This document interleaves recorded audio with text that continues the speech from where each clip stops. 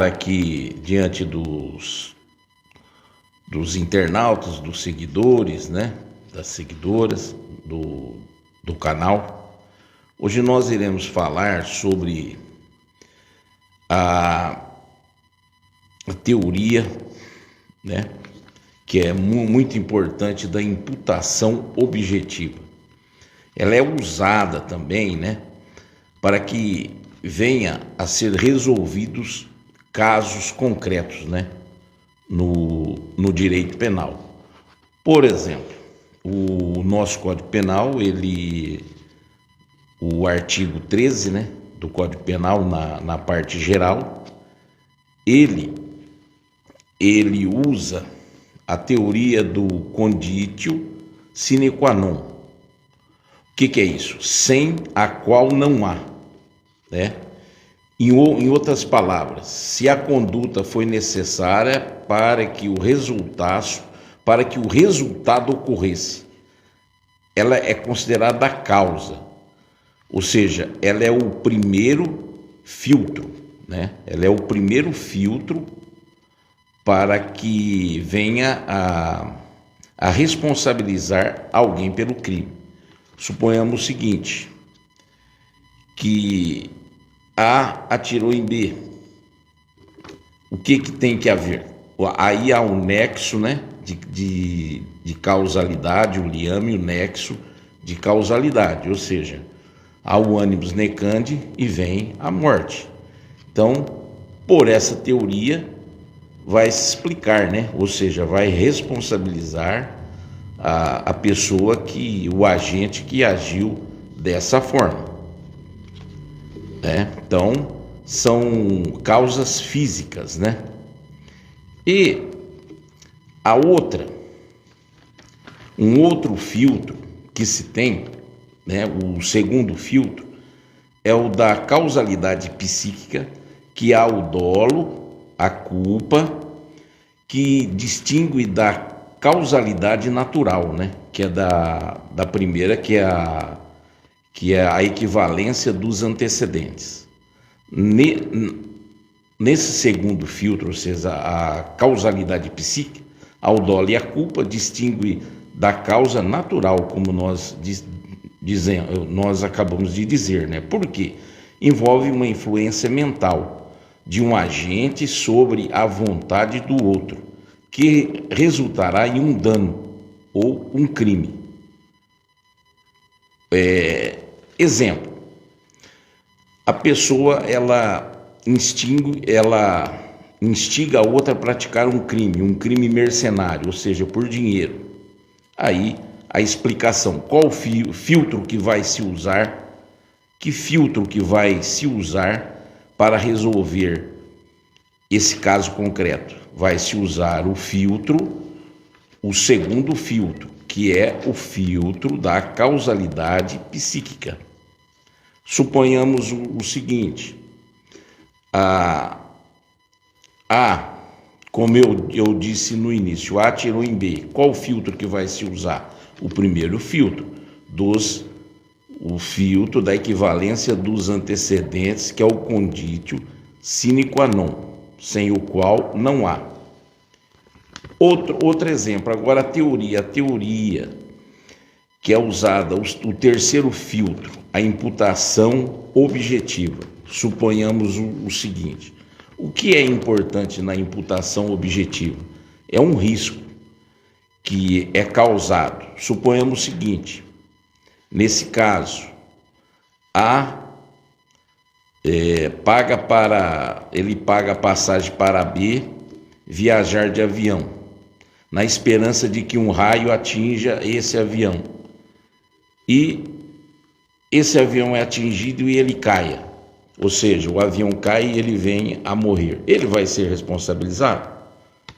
Pela teoria, pela primeira teoria, que é o conditio sine qua non, ou seja, a teoria das equivalências, ele pode ser responsabilizado, porque ele tinha a vontade, o dolo aí, o nexo, né, de causar essa morte.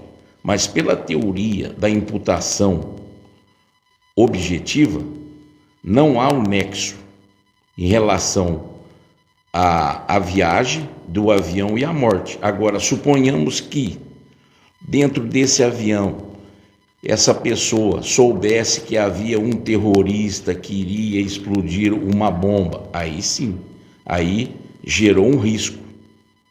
Gerando um risco, a imputação objetiva ela é usada como um filtro para que venha a responsabilizar. Suponhamos um exemplo, um outro exemplo que houve até em relação a esse exemplo que eu vou dar, houve um HC 46.525 do Mato Grosso, aonde o STJ, a quinta turma, votou pela exclusão, ou seja, pela tipicidade do crime. Eu vou resumir, né? E se alguém quiser que pesquise esse HC. O que ocorreu? Foi que houve um homicídio culposo, ou seja, sem a vontade. Eles estavam ali em uma piscina, em uma formatura, e jogou entre os que estavam ali na piscina, estudantes, e acabaram jogando fulano, ou seja, um dos estudantes nessa piscina, mas não se sabe quem. Então aí o crime foi, culpou-se a coletividade, ou seja, quem organizou a formatura, a faculdade que havia organizado a formatura. Mas chegou-se à conclusão que essa pessoa havia usado, né, substância psicotrópica. Aí, no julgamento do STJ, usaram-se essa teoria da imputação objetiva, o que é que as pessoas deveriam se comportar, né, de uma maneira lícita, ou seja, diante de uma festa. Deveria haver a confiança, né? E essa pessoa que veio a ingerir, ou seja, substância psicotrópica, ela assumiu esse risco. Então, é ela que foi a culpada. Então, nesse caso aí, pelo princípio, né, ou seja, em relação à confiança, em relação ao que a faculdade chegou-se à conclusão que a faculdade não teria essa responsabilidade, ou seja, esse nexo, né, esse liame, esse nexo de causalidade em relação ao uso da droga aí, que foi o caso, né? Então, esse HC ele explica muito bem sobre isso. E também houve isso daí, já vai usar qual filtro? O terceiro filtro. Primeiro filtro vai usar o quê? Os antecedentes, né? Ou seja, aquela parte do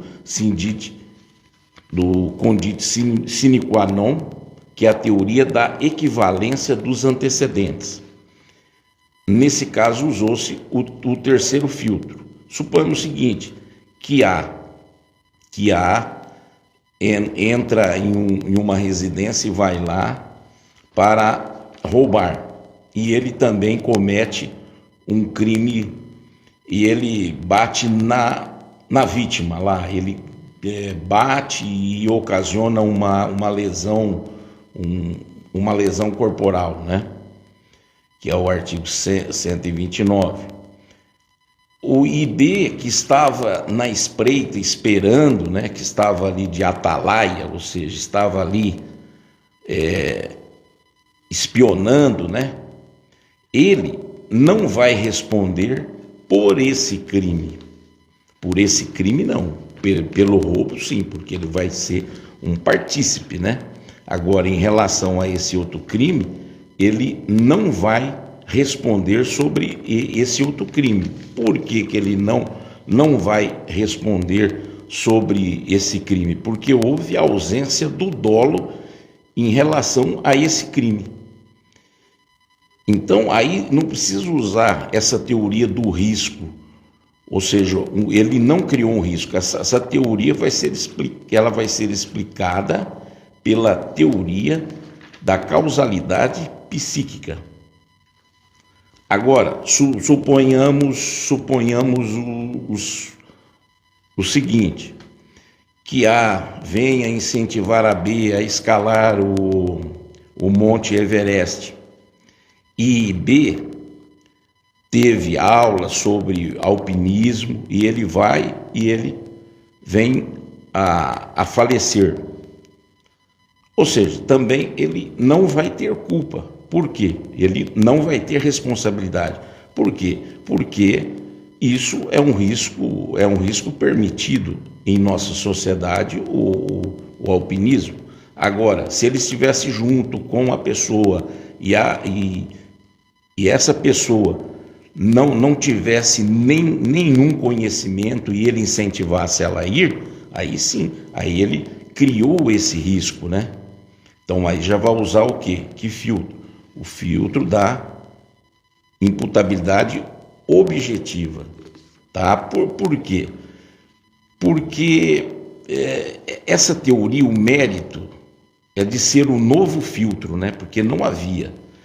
É um filtro ao liame entre a conduta e o resultado. Assim, de acordo com essa teoria, não basta para que reconheça o nexo causal, ou seja, causa física, né?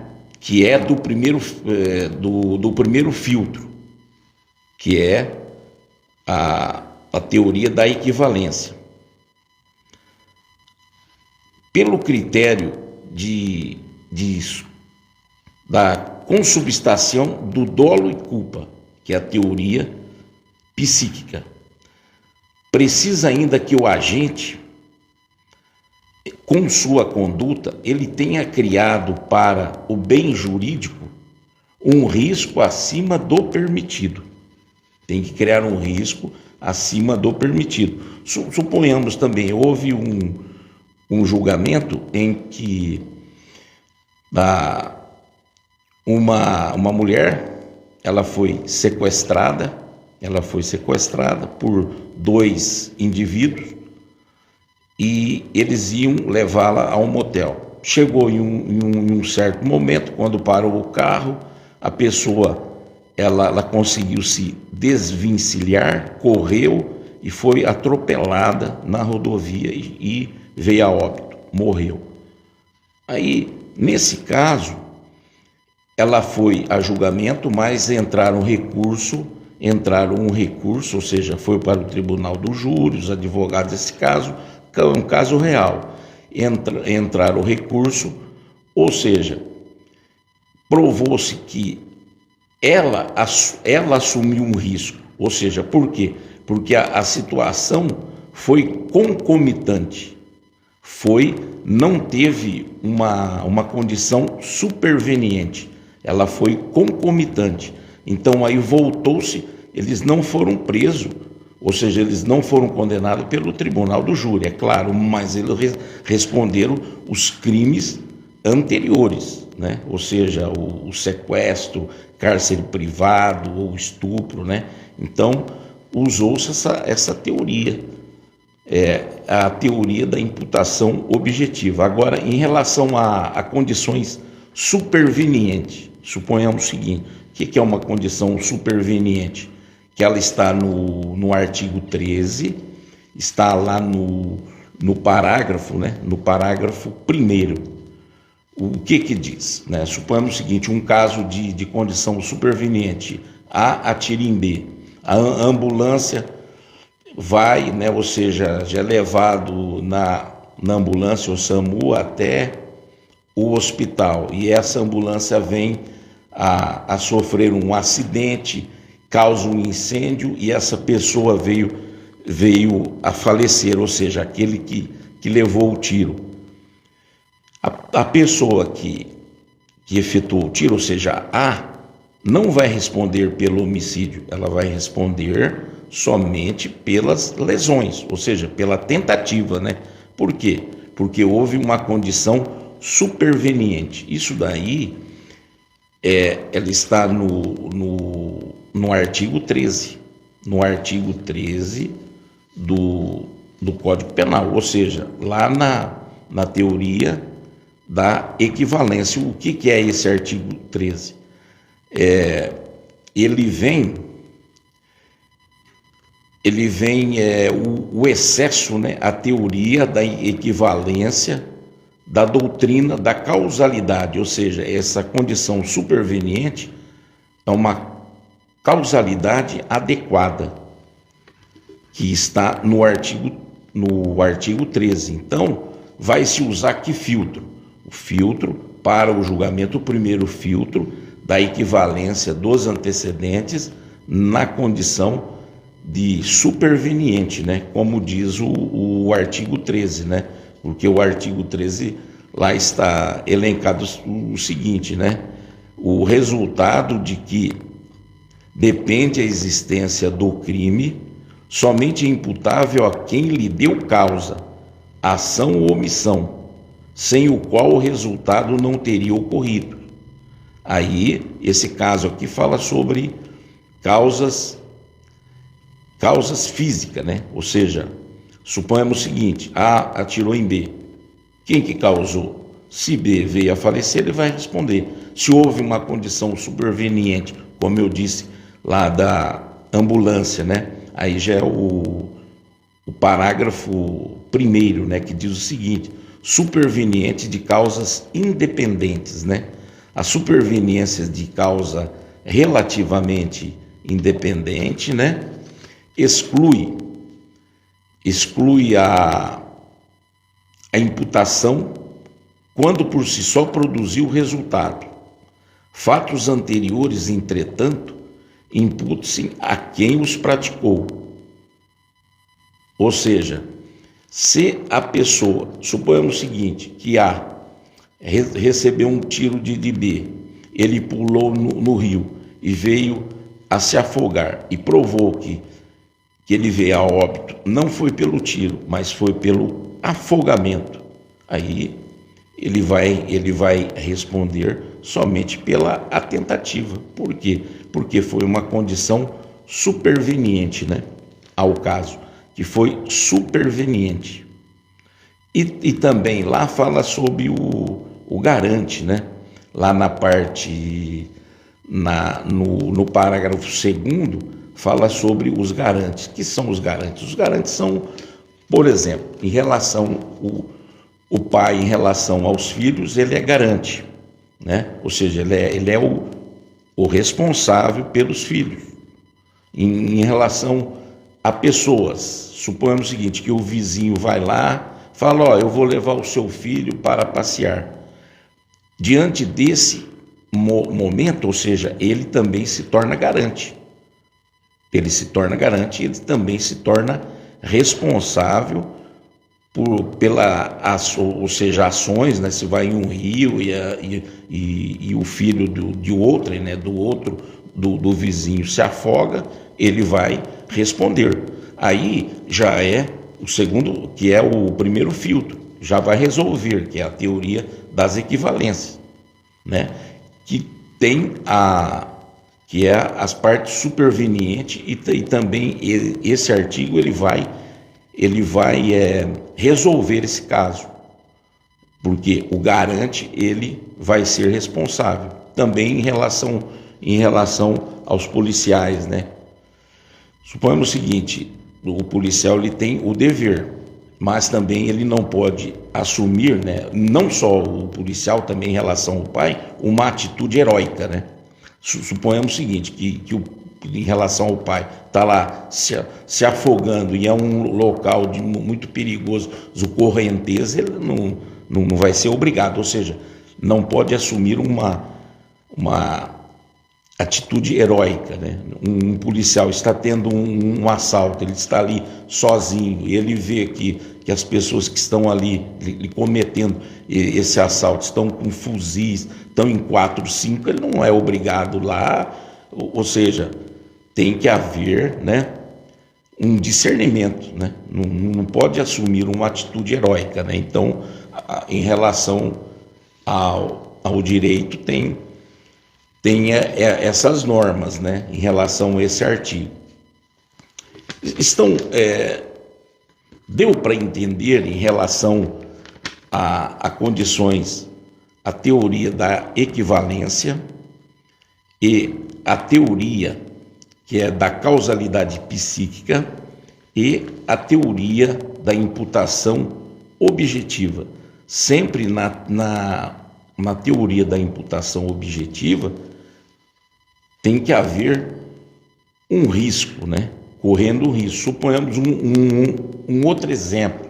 Suponhamos que a pessoa está dirigindo um caminhão. Ele está dirigindo um caminhão, passa sobre um posto policial, os policiais param ele e diz, você vai ter que trocar aí, vai ter que arrumar a lâmpada. Aí ele fala, mas eu não sei onde é um mecânico. Aí os policiais falam, não, nós vamos acompanhar. Aí os policiais estão acompanhando e em um certo momento os policiais vão atender outra ocorrência e ele não viu que os policiais foram atender outra ocorrência porque os policiais estavam andando, ou seja, estavam indo atrás para que não houvesse um acidente. Se nesse caso ele não viu e acontece um acidente, quem que criou o risco? Foram aqueles policiais. Então, ele não vai ser responsabilizado. Quem vai ser responsabilizado vão ser os policiais. Por quê? Porque foi criado um risco, e esse risco que gerou o acidente. Suponhamos o seguinte, que um outro exemplo, ciclista, tem dois ciclistas.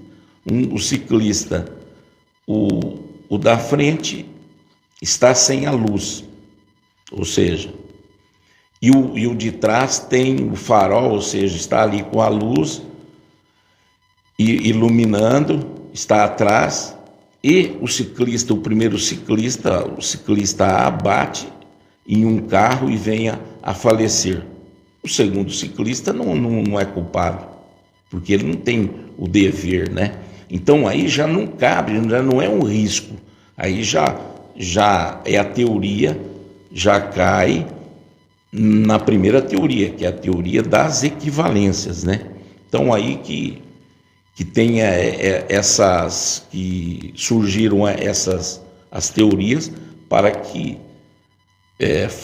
vieram ajudar, né, a resolver os casos concretos para que as pessoas fossem imputadas, né? Ou seja, que são imputadas pelos crimes, né?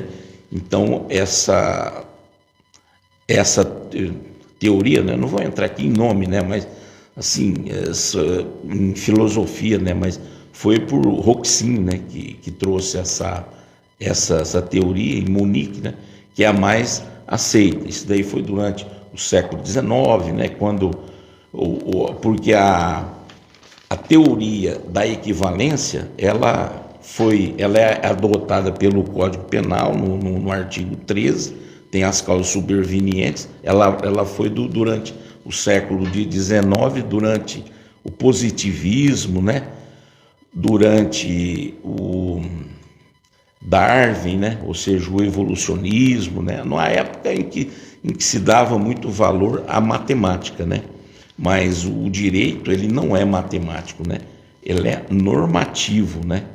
Ou seja, o direito, ele é uma ciência normativa, né?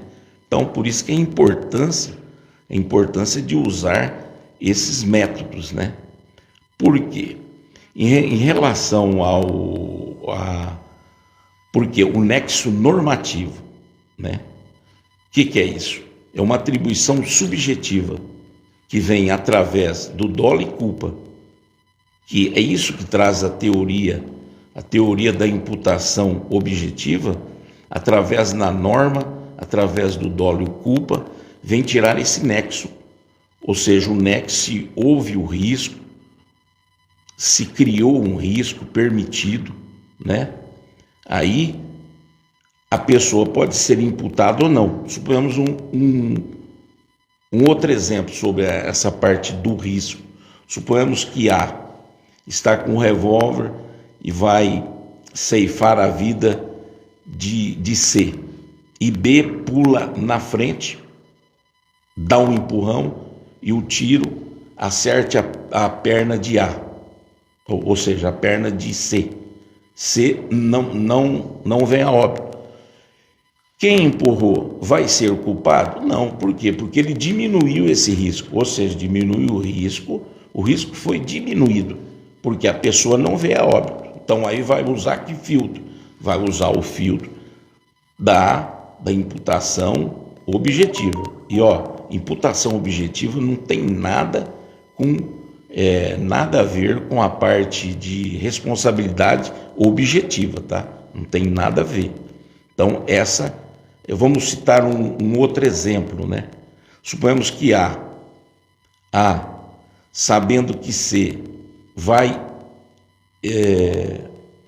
emboscar, né? Vai armar uma emboscada para matar C, e A já mata B, é teoria, aí já não é teoria do risco, aí já mudou, né? Ou seja, houve uma mudança de comportamento e ele vai responder por esse crime, porque também usou uma ação criminosa. Ele já vai ser julgado pelo primeiro filtro, que é da equivalência dos antecedentes, né? Ou seja, ele teve o animus necandi, né? Ou seja, a vontade de matar, animus leadendi, que é a vontade de ferir, se fosse o caso, né?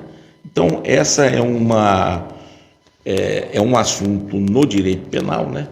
Em relação a esses filtros que eles surgiram, né? Para resolver os casos concretos e hoje são também usados nos tribunais. Muito obrigado, eu espero que eu tenha explicado de uma maneira clara, e outro dia nós falaremos sobre outro assunto. Muito obrigado a todos e até a próxima, né? Próximo encontro.